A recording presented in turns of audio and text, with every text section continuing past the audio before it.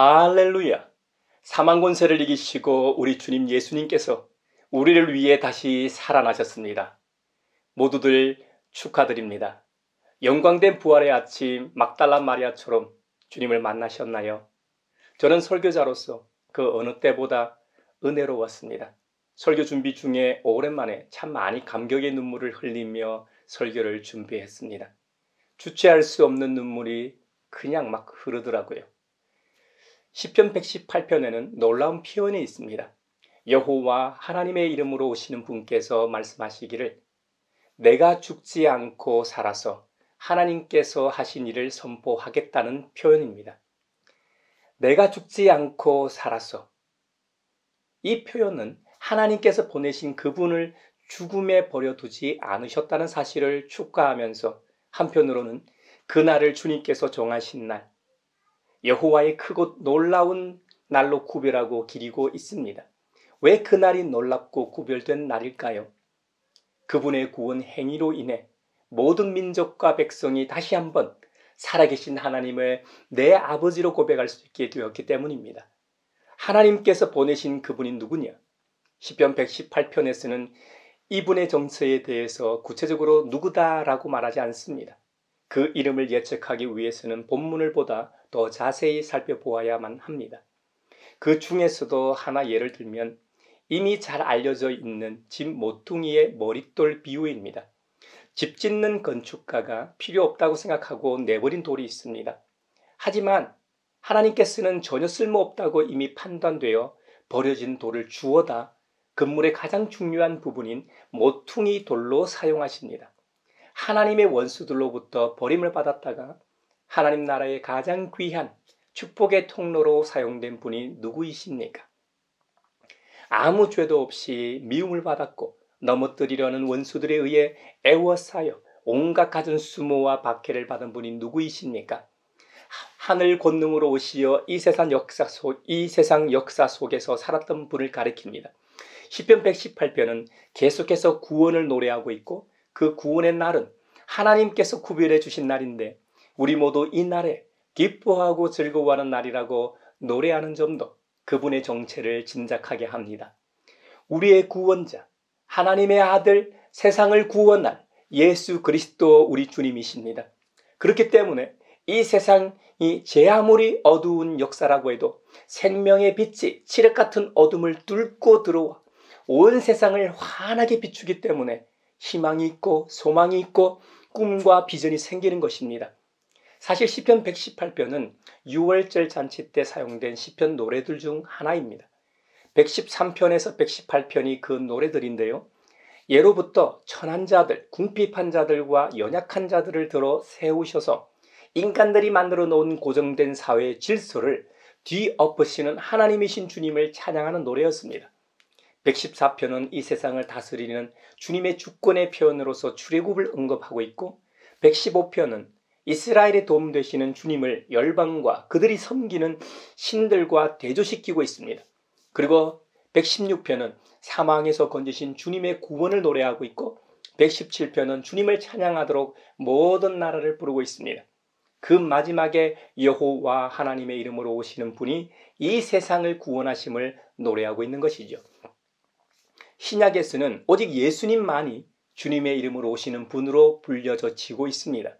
사복음서에서 예루살렘으로 입성하시는 예수님을 찬양하고 환호하는 군중들에 의해서 이 말이 사용된 점도 시편 118편에서 하나님께서 보내신 그분이 바로 예수 그리스도 우리 주님이심을 확증하고 있습니다.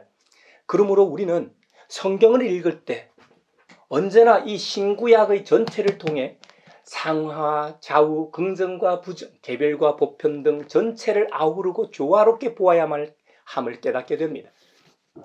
우리 모두 이런 눈과 귀가 있기를 바라고 생각과 마음과 정신에 있어 에베소의 기록처럼 너비와 길이와 높이와 깊이가 확장되어 그리스도의 장성한 분량까지 자라가고 하나님의 모든 충만하심으로 충만해지길 축원합니다.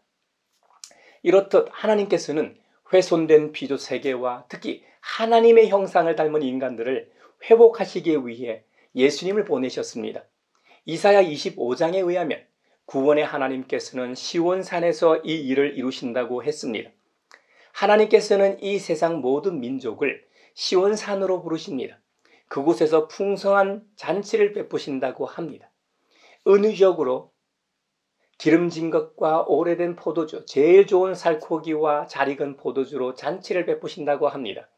옛말처럼 상다리가 부러질 만큼 엄청난 양과 맛있는 산의 진미로 가득 채워 잔치를 베푸신다고 했는데, 그것은 구원의 잔치를 비유적으로 말씀하신 것입니다. 사실 이 세상 모든 사람은 그 얼굴에서부터 발끝까지 죽음의 수위를 걸치고 있습니다. 죽은 자들은 말할 것도 없고 살아있는 모든 사람들이 제멋대로 잘난 맛에 살고 있지만, 하나님과 관계를 맺고 있지 않다면 산송장이나 다를 바가 없습니다. 그런 의미에서 세번역 성경에서는 모든 백성이 수위를 걸치고 있다고 번역한 것입니다. 그러나 하나님께서는 이 세상 사람들 모두가 걸치고 있는 그 죽음의 수위를 찢어서 벗기신다고 하십니다. 그리고 그 수위를 벗겨 아예 없애버린다고 하십니다. 그 말은 죽음을 상징하는 수위를 없앰으로 죽음을 영원히 멸하신다는 의미입니다. 우리의 얼굴에서 눈물을 말끔히 닦아주시고 우리가 당하는 수치를 또한 없애주신다는 말입니다. 시편 118편에서 기록했고 이사야 25장에서 말하는 그날, 바로 구원의 날이 오면 모든 사람들이 이렇게 말하게 될 것입니다. 이분이 바로 우리를 구원하신 우리의 하나님이십니다. 우리는 주님을 의지합니다. 우리를 구원하여 주셨으니 기뻐하며 즐거워합니다. 할렐루야! 지금 모두들 이렇게 고백하고 선포하고 계시죠? 우리 모두가 구원의 기쁨을 누리고 즐거워할 수 있기를 바랍니다. 자, 그렇다면 이제 영광된 부활의 현장으로 한번 가보시죠. 요한복음 20장에 예수님의 부활을 이렇게 기록하고 있습니다. 주간의 첫날, 즉 안식일 지난 첫날, 우리로 치면 일요일이죠.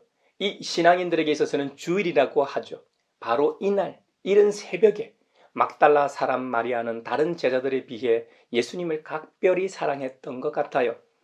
여자라서 아니면 상황 때문에 아니면 예수님과의 관계 때문이었을까요? 예수님과의 관계라고 하니 남녀 간의 사랑으로 오해하는 분이 있을지 모르겠네요. 막달라 마리아는 예전에 7 귀신에 사로잡혀 고통받던 여인이었습니다. 그때 예수님께서 고쳐주신 은인이라는 말씀입니다. 게다가 막달라 마리아는 유대인이 아니라 이방 여인이었습니다. 이방인 남자도 벌레 취급받았는데 이방인 여자는 어떤 대접을 받았겠습니까?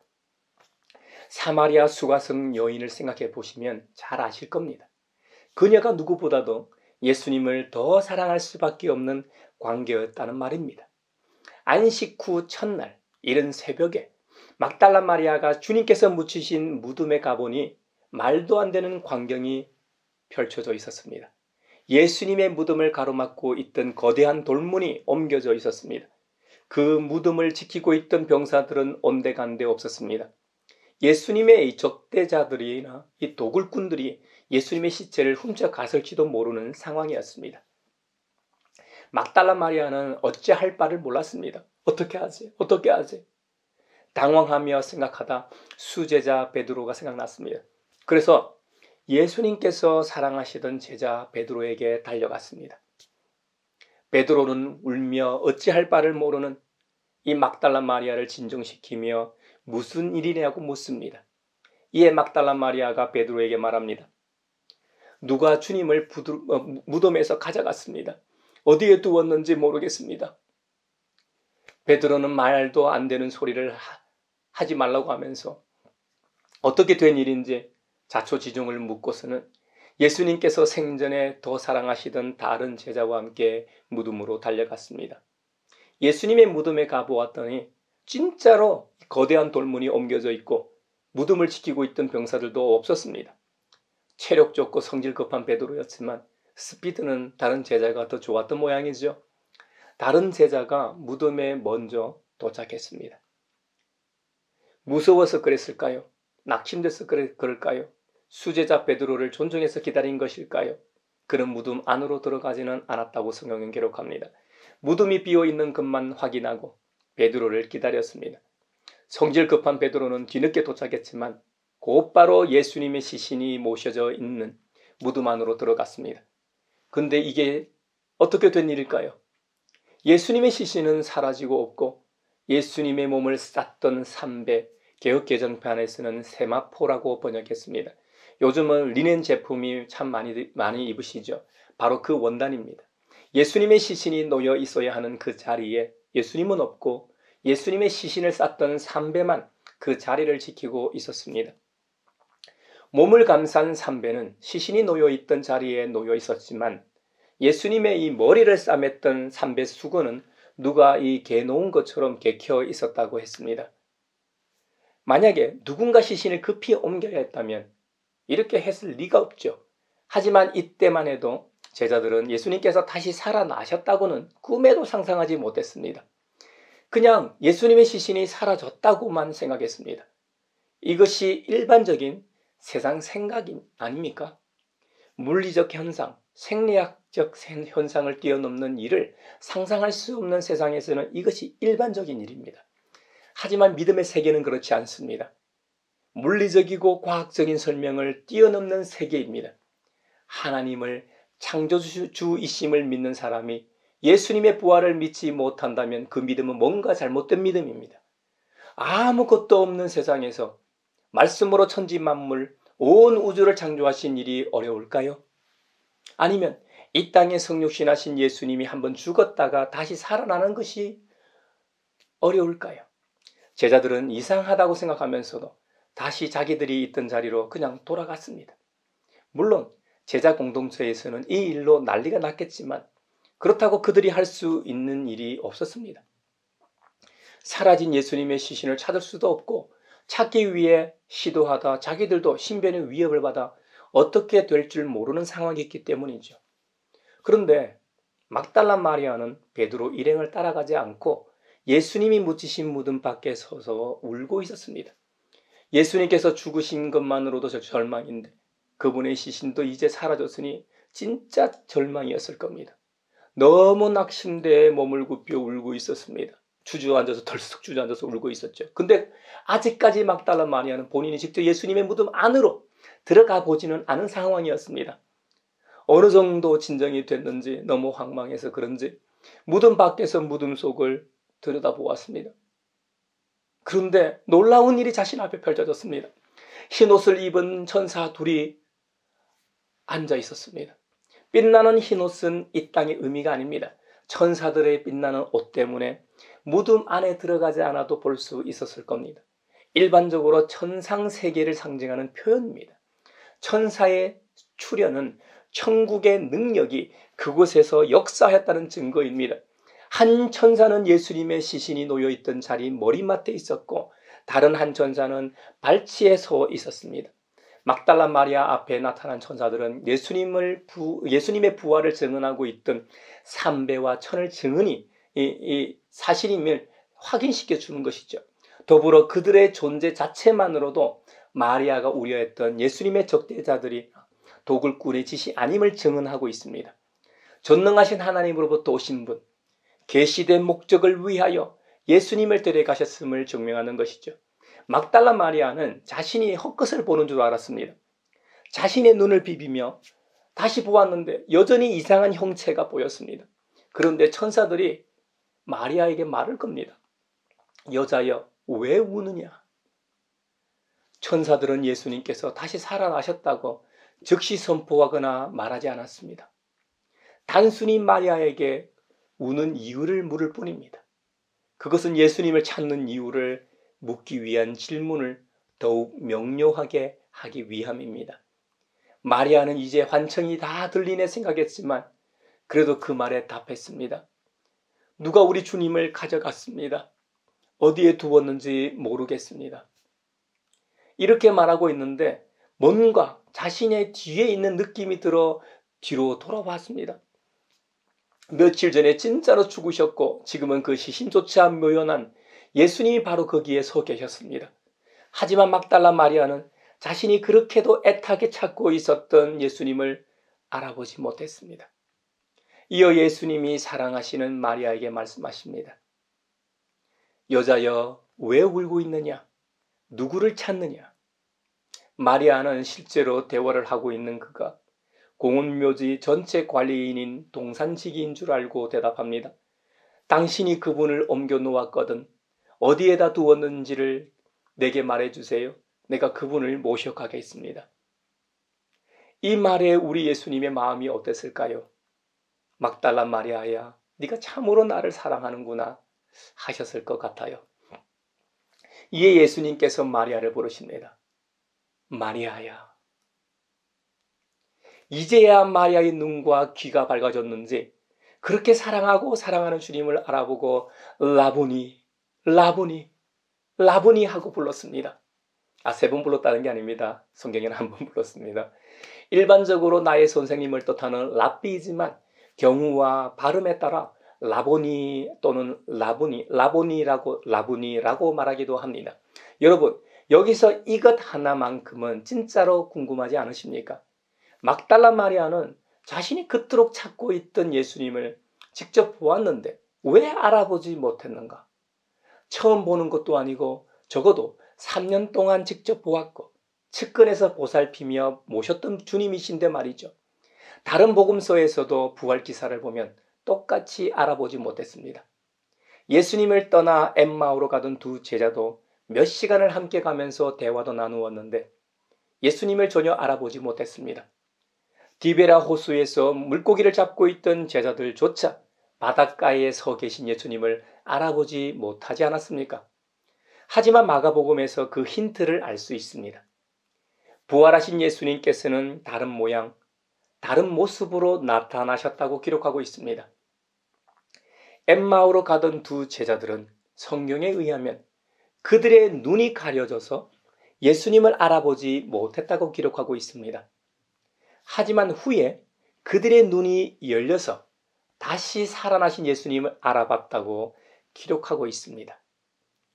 부활하신 예수님의 모습이 영화롭게 변한 그의 신성을 내포하고 있었기 때문이기도 하지만 이 부분을 주석하고 있는 루돌프 불트만의 말에도 귀를 기울일 필요가 있습니다. 예수님께서는 언제라도 모습을 드러내실 수 있었지만 그분의 말씀이 마음에 자리 잡기 전에는 어느 누구에게도 그를 알아보지 못했다. 마리아도 마찬가지였습니다. 여자여, 왜 울고 있느냐? 누구를 찾고 있느냐고 하신 예수님의 질문이 그녀의 관심을 끌긴 했지만 그녀에게 말하는 사람이 바로 그녀가 그토록 찾는 예수님이라는 것을 마리아로 하여금 깨닫게 하기에는 불충분했다는 것이죠. 마리아는 이렇게 생각했습니다. 6월절 기간 동안 그토록 이른 시간에 무덤에 있을 법한 사람은 공원묘지 전체를 관리하는 동산지기뿐이라는 생각 말입니다. 어쩌면 마리아는 무덤이 새 것인데다 당시 가장 덕망 높은 아리마대 요셉이 자신이 묻히기 위해 미리 준비해 둔 좋은 무덤이었기 때문에 그 무덤을 잘 관리하는 목적으로 동산지기가 예수님의 시신을 옮겨 놓았을지도 모른다고 생각했다는 것이죠. 그래서 마리아는 자신이 예수님의 시신을 가져가도록 옮겨 놓은 곳을 알려달라고 간청한 것이죠. 그런데 흥미롭게도 바로 그 순간 계시가 이루어졌습니다. 그 순간 필요한 것은 예수님께서 예전에 아주 친숙하게 부르시던 방법대로 그녀의 이름을 부르신 것뿐입니다. 주님의 부르심과 그의 동시에 막달라 마리아의 눈이 밝아져 그녀도 선생님, 라보니 하고 대답했습니다. 아마도 아까와는 전혀 다른 마음이었습니다. 어둡고 캄캄하던 마음이 환하게 밝아져 사랑과 기쁨과 소망과 믿음의 모든 요소가 선생님 그 말 한마디 속에 담겨 있었던 것이죠. 아마 마리아는 생전에 알고 모셨던 그 주님과의 관계보다는 비교할 수 없는 깊은 단계의 관계로 나아가는 순간이었습니다. 여러분, 이것이 부활의 은혜입니다. 그래서 하나님께서 예수님의 십자가와 부활을 통해 우리를 구원하시는 이유입니다. 우리는 부활을 통해 진짜 예수님을 만나게 됩니다. 여러분은 부활하신 주님을 만나셨습니까? 지금도 살아계신 예수님과 동행하고 있습니까? 사랑하는 형제자매 여러분, 오늘은 부활주일입니다. 전 세계 모든 그리스도인의 축제의 날이죠.